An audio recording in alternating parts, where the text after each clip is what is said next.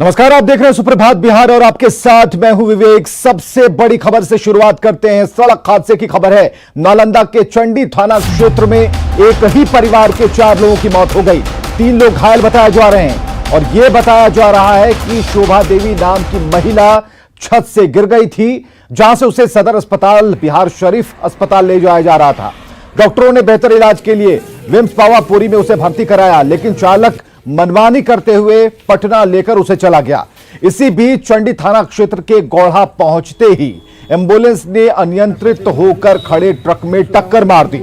4 लोगों की इसमें मौत हो गई। 3 घायलों को इलाज के लिए सदर अस्पताल बिहार शरीफ भेजा गया है। ये तस्वीरें हम आपको दिखा रहे हैं नालंदा की, जहां सड़क हादसे में 4 लोगों की मौत हो गई। एंबुलेंस ने खड़े ट्रक में मारी है टक्कर। गंभीर हादसा हुआ है। पुलिस पहुंच गई, लोगों के बयान दर्ज कर रही है। 3 लोग बुरी तरह से जख्मी हैं, जिन्हें बेहतर इलाज के लिए भेजा गया है।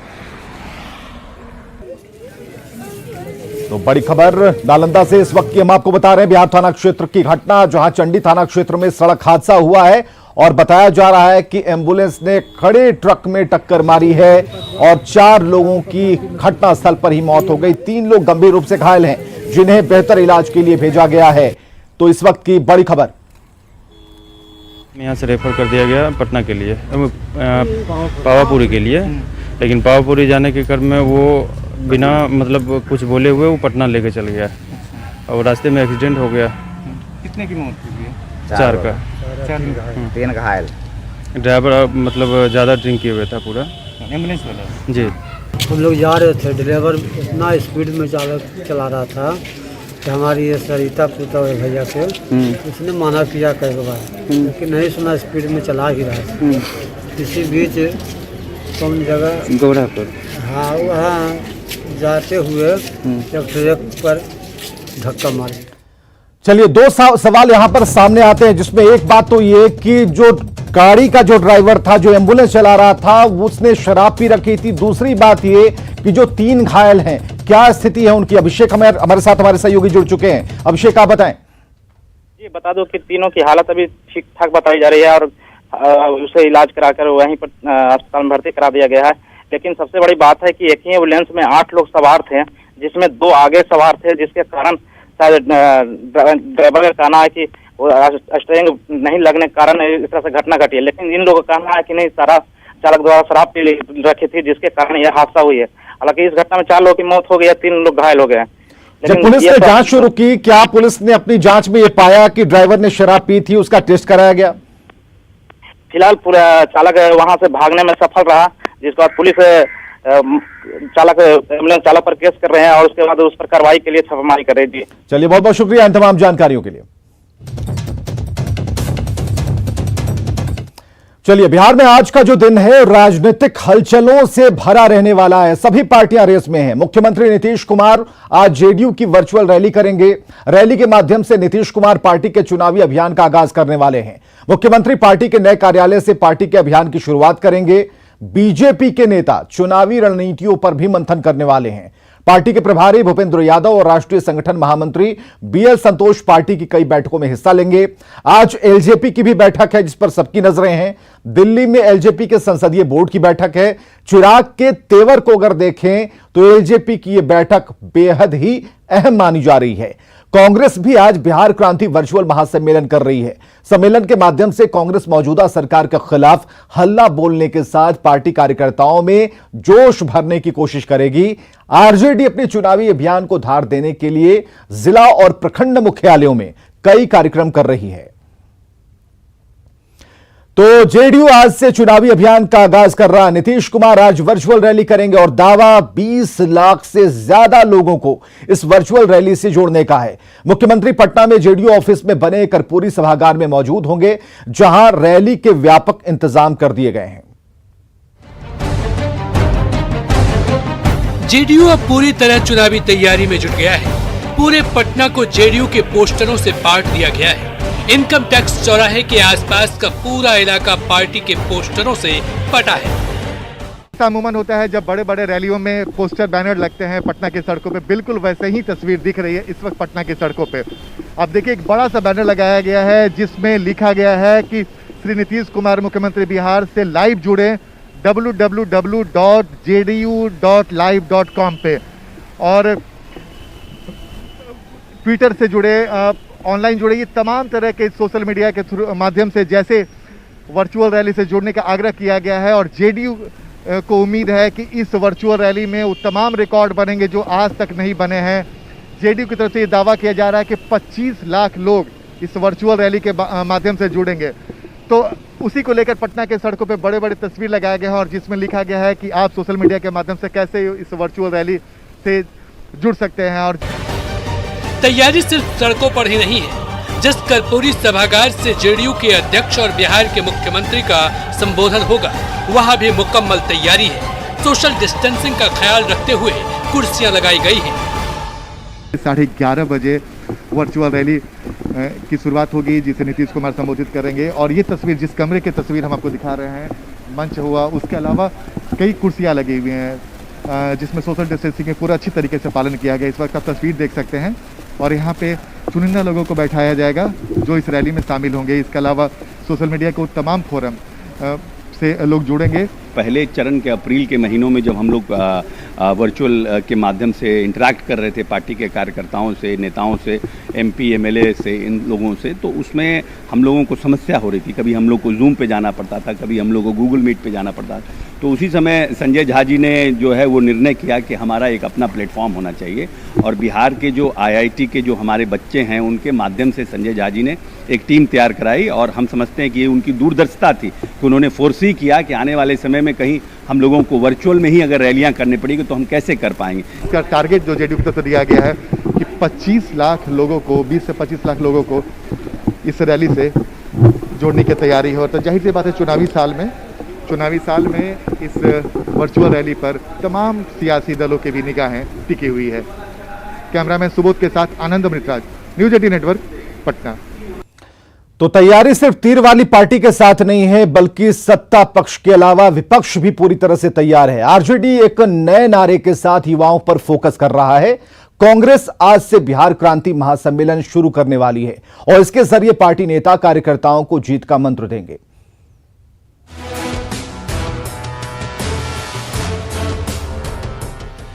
नई सोच, नया बिहार, युवा सरकार अगली बार, ये नारा है आरजेडी का। जाहिर है इसके जरिए चुनावी संदेश दिया गया है। फोकस युवाओं पर है जिनकी वोटरों के लिहाज से बिहार में बड़ी संख्या है। ये पोस्टर आरजेडी ऑफिस के बाहर लगाया गया है। पार्टी नेताओं का कहना है कि तेजस्वी यादव का संकल्प है नई सोच, नया बिहार, युवा सरकार अब की बार। इस स्लोगन के साथ आरजेडी की तरफ से जो है एक पोस्टर लगाया गया है और ये पोस्टर देख सकते हैं कि राष्ट्रीय जनता दल के द्वारा लगाया गया है, जिसमें सीधे तौर पे ये इन बातों का उल्लेख किया गया कि नई सोच, नया बिहार, युवा सरकार अब की बार। और यहाँ पे देख सकते हैं कि तेजस्वी का जो है सिंगल फोटो जो है वो इस पोस्टर में लगाया गया है और इसमें जो है बिहार में उद्योग का जो जाल है वो बिछता हुआ दिखाई दे रहा है। बच्चों में हर्षोल्लास दिखाई दे रहा है। युवा जो है वो काफ़ी उत्साहित दिख रहे हैं। नई नई इमारतें जो है यहाँ बनती नजर आ रही है। पूरा पोस्टर में दिया हुआ है बिहार का भविष्य। तेजस्वी यादव जी बिहार को संवारने का जो संकल्प लिए हैं उसी का सोच प्रकट किया गया है। नई सोच, नया बिहार, युवा सरकार अब की बात। ये जो तेजस्वी यादव जी का पॉजिटिव सकारात्मक सोच है। वहीं कांग्रेस भी बिहार क्रांति महासम्मेलन के जरिए कार्यकर्ताओं को चुनावी मंत्र देने की तैयारी में है। पार्टी विधानसभा क्षेत्र के हिसाब से वर्चुअल रैली करने जा रही है, जिसके लिए 3 जगहों पर मंच बनाए जा रहे हैं। ये मंच दिल्ली, पटना और उन विधानसभा क्षेत्रों में होंगे। पहले चरण में 55 विधानसभा क्षेत्रों में वर्चुअल रैली होगी। इस वक्त हम कांग्रेस के पार्टी मुख्यालय सदाकत आश्रम में और ठीक हमारे पीछे ये तस्वीर है जो वर्चुअल रैली को लेकर बनाई गई है। वर्चुअल रैली का ये मंच होगा जिसको बिहार क्रांति महासम्मेलन का नाम दिया गया है। और इस मंच के ऊपर आप देख रहे होंगे 3 तस्वीरें हैं, सोनिया गांधी, राहुल गांधी, प्रियंका गांधी, यानी इन्हीं तीनों नेताओं की तस्वीरें इस बार लगाई गई हैं। विधानसभावार जनता की बात, लोगों की बात, मेरी बात उन तक जाए, इसलिए यह वर्चुअल रैली हम विधानसभा वार कर रहे हैं। और इनके 3 मंच बनाए गए हैं। एक मंच दिल्ली में होगा, जहां से हमारे प्रभारी के साथ साथ जो हमारे स्टार प्रचारक 2 होंगे वो हर विधानसभा में होंगे, अलग अलग होंगे। फिर एक मंच जो आप देख रहे हैं बिहार प्रदेश कांग्रेस कार्यालय में होगा। यहाँ से भी प्रदेश अध्यक्ष मदन मोहन झा जी, CLP लीडर सदानंद सिंह के अलावा भी कुछ और बड़े नेता होंगे। और एक मंच हम लोग विधानसभा में लगेगा। चुनावी बिसात बिछ गई है और दांव चले जाने लगे हैं। कोरोना संकट की वजह से जनता के बीच पहुंचना मुश्किल है, लिहाजा पोस्टरों और वर्चुअल रैलियों के जरिए ही राजनीतिक दल जनता तक अपनी बात पहुंचाने की कोशिश में है। पटना से अमित कुमार के साथ संजय कुमार की रिपोर्ट, न्यूज़ 18। तो कांग्रेस खेमे की तैयारी आपने देखी, आरजेडी का स्लोगन देखा और बैठक में किस तरीके से संवाद होगा, तो इसका स्तर आप समझने की कोशिश कीजिए कि यह त्रिस्तरीय संवाद कायम किया जा सकेगा। और कांग्रेस IT सेल के बिहार प्रमुख ने यह बताया है हमें कि पार्टी का कोई भी कार्यकर्ता बड़े नेताओं से बात कर सकेगा। तो पार्टी नेता ऋषि मिश्रा ने रैली से पार्टी को मजबूती मिलने की बात कही। जैसे नेता वहां दिल्ली या पटना से बोलते थे और कार्यकर्ता क्षेत्र में सुनते थे, बट कांग्रेस पार्टी के तहत हम लोगों ने यह एक नया प्रयोग किया है कि हम 3 वे कम्युनिकेशन करेंगे। हमारे जो केंद्रीय नेतृत्व जो हैं, जो बड़े नेता हैं, वो दिल्ली से कनेक्ट करेंगे, जो प्रदेश स्तर के नेता हैं वह पटना से कनेक्ट करेंगे, और जो जिला स्तर के नेता हैं वह अपने जिला से कनेक्ट करेंगे। और तीनों एक दूसरे से बात कर सकते हैं। कार्यकर्ता अपनी बात हाईकमान तक रख सकता है, जो एक ब्लॉक अध्यक्ष है वह भी अपनी बात को हाईकमान के बीच रख सकता है। ऐसा 3 वे कम्युनिकेशन का एक रास्ता बनाया। रैली हम लोग अभी फिलहाल उत्तर बिहार के लिए हम लोग कर रहे हैं, वहां पे असेंबली वाइज कर रहे हैं। पार्टी ने फैसला किया है कि हर एक असेंबली में असेंबली वाइज करेंगे और हम लोग 8 तारीख से शुरुआत कर रहे हैं। पश्चिम चंपारण से हम लोग का शुरुआत होगा, वहां से हम उत्तर बिहार पहले कंप्लीट करेंगे, उसके बाद हम लोग फिर इधर आएंगे और एक एक पंचायत तक हमारे एक वर्कर तक पहुंचने का हम लोगों का। तो चुनाव नजदीक आते ही सीट शेयरिंग पर चर्चा तेज हो गई है। आरजेडी छोटी पार्टियों पर सख्ती बरत रही है, वहीं महागठबंधन की नजर आज होने वाले एलजेपी संसदीय बोर्ड की बैठक पर है। महागठबंधन के नेताओं को लग रहा है कि एनडीए में कुछ हलचल हो सकती है, हालांकि खुले तौर पर सभी इससे इनकार कर रहे हैं। जेडीयू एनडीए की एकजुटता का दावा कर रहा है। प्लानिंग हो चुका है भाई, सीट के सवाल पर कोई विवाद नहीं है। हर किसी को सरकार बनाना है, इसलिए हर किसी को चिंता है कि कैसे हम पार्टनर के इंटरेस्ट को एकोमोडेट करें, राइट। इसलिए उसमें कोई विवाद नहीं है। प्रभारी जी ने भी यही कहा होगा। कहाँ कहीं अटकी पड़ी है, सब लोग अपने अपने तैयारी में लगे हुए हैं। कोई भी पार्टी तो अभी सार्वजनिक नहीं की है, चाहे बीजेपी हो, जेडीयू हो या लोजपा हो, कोई तो सार्वजनिक नहीं की है। तो हम लोग भी अपना जितने भी हमारे साथ गठबंधन दल के जितने भी पार्टियां हैं, सबको इंटरनल बोल दिया गया है जो कितने कितने सीटों पर लड़ना है। मैंने कई बार स्पष्ट किया है कि महागठबंधन के अंदर सीट शेयरिंग का मुद्दा उतना जरूरी नहीं है जितना जरूरी है बिहार का मुद्दा। रहा सवाल सीट शेयरिंग का या फिर महागठबंधन का चेहरा कौन होगा, चुनाव से पहले समय रहते सब कुछ सुचारू ढंग से हो जाएगा, उसमें कोई चिंता की बात नहीं है। हमारे राष्ट्रीय अध्यक्ष आदरणीय उपेंद्र कुशवाहा जी ने भी इस बात को स्पष्ट किया है। एनडीए मजबूत है, जो कि वर्तमान में विधानसभा समय पर होना सुनिश्चित है, इसलिए सभी दल अपने अपने संगठन को मजबूत कर रहे हैं, संगठन को एकत्रित करने में लगे हुए हैं। और चलिए बात हमले की। एलजेपी अध्यक्ष चिराग पासवान ने एक बार फिर नीतीश कुमार पर हमला बोल दिया है। चिराग ने लिखा है कि 15 साल में SC/ST के जितने लोगों की हत्या हुई, सभी के परिजनों को नौकरी दी जानी चाहिए। दरअसल नीतीश कुमार ने ऐलान किया है कि SC/ST के जिन लोगों की हत्या होगी उनके परिजनों को सरकारी नौकरी दी जाएगी और इसके बाद सियासत में बवाल मचा है। चिराग ने लिखा है कि अगर SC/ST को लेकर बिहार सरकार का यह फैसला चुनावी घोषणा नहीं है तो पिछले 15 सालों में जितने भी दलितों की हत्या हुई उन सभी के परिजनों को बिहार सरकार नौकरी दे। SC/ST वर्ग के लोगों से बिहार सरकार ने 3 डिसमिल जमीन देने का वादा किया था और यह वादा पूरा नहीं हुआ, जिससे इस वर्ग को के जो लोग हैं उन्हें निराशा हाथ लगी। हत्या एक अपराध है और अपराधियों में डर न्यायिक प्रक्रिया का होना चाहिए ताकि हत्या जैसे जघन्य अपराध से बचा जा सके। चिराग पासवान ने यह भी लिखा है कि किसी वर्ग के किसी भी व्यक्ति की हत्या ना हो, इस दिशा में कठोर कदम उठाने की जरूरत है। और चलिए अगली खबर है मधुबनी से, जहां के बेनीपट्टी स्थित चंपा गांव में निर्मल नीर योजना का उद्घाटन करने पहुंचे पीएचईडी मंत्री विनोद नारायण झा को ग्रामीणों के विरोध का सामना करना पड़ गया। ग्रामीणों का आरोप है कि 32 लाख की लागत वाली निर्मल नीर योजना का काम अभी पूरा नहीं हुआ, लेकिन उससे पहले ही मंत्री जी उद्घाटन के लिए पहुंच गए। स्थानीय लोगों का कहना है कि वार्ड संख्या 2 में निर्धारित लक्ष्य के अनुरूप करीब 20 से 25 घरों में कनेक्शन देने का काम अभी भी बाकी है। ऐसे में ग्रामीणों का कहना है कि पहले काम पूरा करें तब उद्घाटन करने दिया जाएगा। मंत्री जी के पहुंचते ही लोग नारेबाजी करने लगे। आखिरकार मंत्री जी को बगैर उद्घाटन चंपा गांव से लौटना पड़ा। साथ ही नारेबाजी कर रहे लोगों को भरोसा दिया उन्होंने कहा कि आप लोग निश्चिंत रहें, जब तक काम पूरा नहीं होगा उद्घाटन नहीं होगा। तो सिर्फ एक वार्ड के उद्घाटन की कोई जरूरत नहीं है। जब पंचायत गांव पूरा हो जाएगा तो अरे उद्घाटन नहीं भी करेंगे तो पैसा मैंने दिया है, मुखिया का पैसा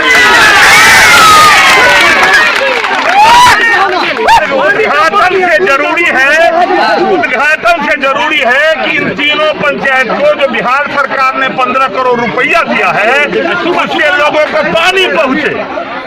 चलिए खबर है गोपालगंज से, जहां आंगनबाड़ी केंद्र गंडक के कटाव के कारण धराशायी हो गया है। मामला कुचाय कोट के विशंभरपुर आंगनबाड़ी केंद्र का है, जहां कई दिनों से कटाव हो रहा था। देखते ही देखते भवन धराशायी हो गया। ग्रामीणों ने जल संसाधन विभाग के अधिकारियों पर लापरवाही का आरोप लगाया है।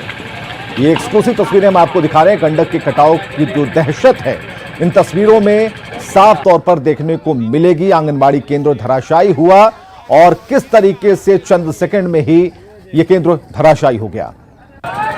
मुकेश हमारे साथ फोन लाइन पर। मुकेश, यहां पर नामो निशान मिट गया इस भवन का जो कल तक खड़ा था, इसके बाद क्या है, नेक्स्ट स्टेज क्या है?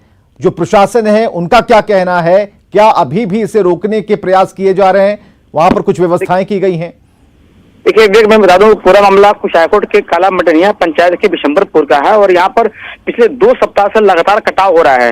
जैसे ही गंडक का जलस्तर 2 लाख क्यूसेक पानी से कम हुआ था, उसके बाद से यहाँ कटाव तेज हो गया था और कटाव को रोकने के लिए जल संसाधन विभाग की टीम का दावा था कि यहाँ पर लगातार काम किए जा रहे हैं। लेकिन ग्रामीण लगातार आरोप लगा रहे थे कि इस आंगनबाड़ी केंद्र को बचाना मुश्किल है और अगर ये आंगनबाड़ी केंद्र ध्वस्त हो जाएगा तो फिर जो गाइड वाल जो बनाया गया है सारण बांध को बचाने के लिए, तो वो गाइड वाल के पास जो है ये गंडक कटाव तेज होगा और उसके बाद फिर जो आसपास के जो गाँव है वहां पर जो है वो तबाही होगी। तो मैं बताऊं कि जैसे ही आंगनबाड़ी केंद्र ध्वस्त हुआ है वैसे ही यहाँ पर अफरा तफरी का माहौल हो गया है और जो जल संसाधन विभाग की जो टीम है वो अधिकारी वहां मौके पर पहुंच गए हैं और जो कटाव निरोधी कार्य है उसको काम करने की जो है कवायद शुरू कर दी गई है। लेकिन अभी ये बताना मुश्किल है कि जो गाइड वाल जो बनाया गया है, गाइड बांध, तो उसको बचा जाएगा कि नहीं बचा पाया जाएगा। लेकिन अभी जो है शुक्रिया तमाम जानकारियों के लिए। तो कटाव निरोधी कार्य जो है शुरू हो चुके हैं, लेकिन ये तस्वीरें आपको हिलाकर रख देंगी। आंगनबाड़ी केंद्र धराशायी हो गया, नामो निशान यहां पर नहीं है। अब प्रशासनिक तैयारियां ये कही जा रही हैं कि अब सही तरीके से सभी काम हो पाएगा। जमुई सदर अस्पताल में मरीज के परिजनों ने हंगामा किया है। ये तस्वीरें आपको दिखा रहे हैं। परिजनों ने डॉक्टर पर दुर्व्यवहार करने, धक्का देने, इन सभी आरोपों को लगाया है, जिसके बाद हालात खराब हो गए। दरअसल यहां एक गर्भवती महिला को प्रसव के लिए लाया गया था।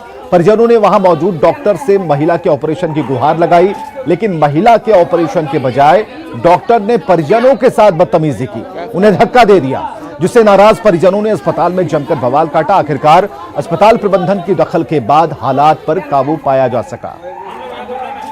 विकलांग मैडम जो है हमने धक्का मार के पेशेंट को निकाल दी और उसके बाद बोलती है जिसको डीएम को फोन करना है, जिसको करना करो। और 2-3 को जो है स्टाफ का भी मिला हुआ है, झूठ के बोलता हमको गाली दिया है। चलिए बड़ी खबर, करीब 5 महीने बाद आज से देश भर में मेट्रो सेवा की शुरुआत हो रही है। कोविड लॉकडाउन के कारण करीब 5 महीने तक मेट्रो रेल सेवा बंद रही। 12 सितंबर तक चरणबद्ध तरीके से मेट्रो सेवाओं को बहाल किया जाएगा।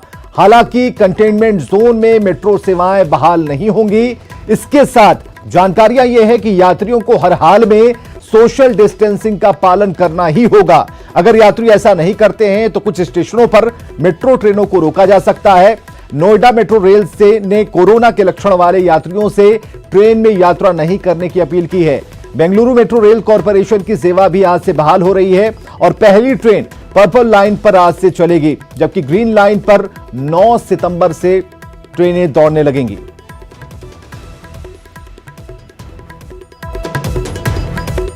चलिए, खबरें लगातार जारी हैं। आप बने रहिए न्यूज़ 18 बिहार झारखंड के साथ।